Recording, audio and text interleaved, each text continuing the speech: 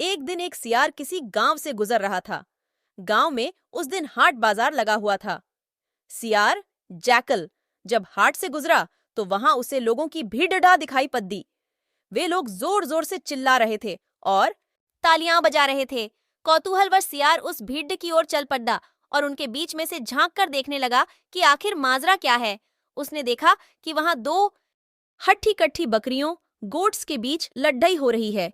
लोग उन्हें ही देखकर चिल्ला रहे हैं। दोनों बकरियों के बीच चल रही लड़ाई जबरदस्त थी। अपनी सींगों के वार से दोनों ने एक दूसरे को लहूलुहान कर दिया था, किंतु इसके बाद भी कोई रुकने का नाम नहीं ले रहा था। उनके शरीर से बहता हुआ रक्त सड़क पर फैलने लगा था।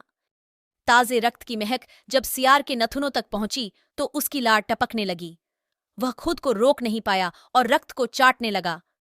रक्त को चाटते चाटते वह बकरियों के नजदीक पहुंच गया।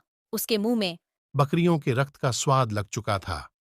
अब उसका लालच और बढ़ गया।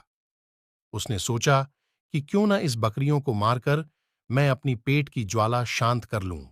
बस फिर क्या था, उसने आव देखा न ताव और टूट पड्ढा बकरियों के ऊपर।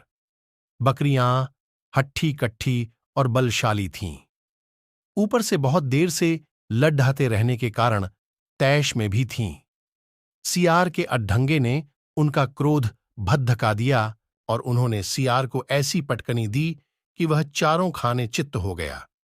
उसके बाद बकरियों ने उसकी तब तक धुनाई की जब तक वह मर नहीं गया। सीख, मॉरल ऑफ द स्टोरी, कोई भी कदम उठाने के पहले भली भांति सोच लेना चाहिए। लोभ के वशीभूत होकर उठाया गया कदम पतन की ओर ले जाता है।